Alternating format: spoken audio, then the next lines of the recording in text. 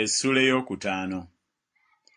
Awo ne wabaawo olukaayana olunene olw'abantu ne bakazi baabwe eri baganda baabwe Abayudaaya, kubanga waaliwo abaayogera nti, ffe, batabani baffe ne bawala baffe tuli bangi, tufune eŋŋano tulyenga tube abalamu. Era ne wabaawo abaayogera nti, tusingawo ennimiro zaffe n'ensuku zaffe ez'emizabbibu n'ennyumba zaffe tufunenga eŋŋano olw'enjala.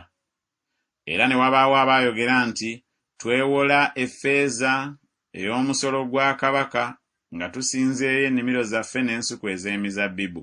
Naye kaakano omubiri gwaffe gulinga omubiri gw'abaganda baffe, abaana baffe balinga abaana baabwe, era laba, batabani baffe ne bawala baffe tubaleeta mu buddu okuba abaddu, era abamu ku bawala baffe bamaze okuleetebwa mu buddu, so tetuliiko kye tunaakola, kubanga ennimiro zaffe n'ensuku zaffe ez'emizabbibu zirina balala. Awo ne nsunguwala nnyo bwe nawulira olukaayano lwabwe n'ebigambo bino. Awo ne ndyoka nteesa nzekka, ne nnyomba n'abakungu n'abakulu ne mbagamba nti, muweesa amagoba buli muntu muganda we. Ne mbakuŋŋaanya okukuŋŋaana okunene. Ne mbagamba nti, ffe nga bwe twayinza twanunula baganda baffe Abayudaaya abaatundibwa mu bannaggwanga. Nammwe mwagala n'okutunda baganda bammwe, naffe twandibaguze? Awo ne basirika ne batalaba kigambo. Era ne njogera nti, ekigambo kye mukola si kirungi. Temwanditambulidde mu kutya Katonda waffe olw'okuvuma kw'abannaggwanga abalabe baffe? Era nange bwe ntyo baganda n'abaddu bange mbawola effeeza n'eŋŋano olw'amagoba.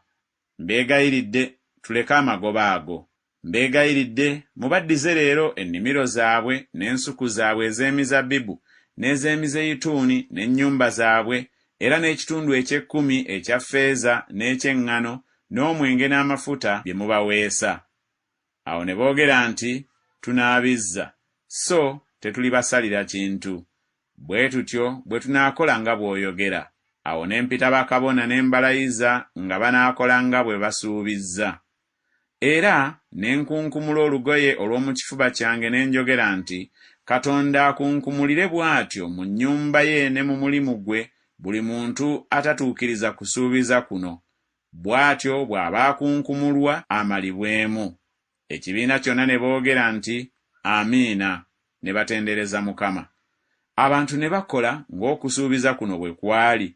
Era okuva mu biro lwe nateekebwawo okuba omukulu waabwe mu nsi ya Yuda, okuva ku mwaka ogw'amakumi-abiri okutuuka ku mwaka ogw'amakumi-asatu-mu-ebiri ogwa Alutagizerugizi kabaka, gy'emyaka 12, nze ne baganda bange tetulyanga ku mmere ey'omukulu. Naye abakulu ab'edda abansooka baasolozanga abantu bye baalyanga ne babasaliranga emmere n'omwenge obutassaako sekeri eza ffeeza 40. Weewaawo n'abaddu baabwe baafuganga abantu. Naye nze si bwe nakola olw'okutya Katonda. Weewaawo era nanyiikiranga okukola omulimu ogwa bbugwe ono, so tetwagula nsi yonna. N'abaddu bange bonna ne bakuŋŋaanira eyo eri omulimu.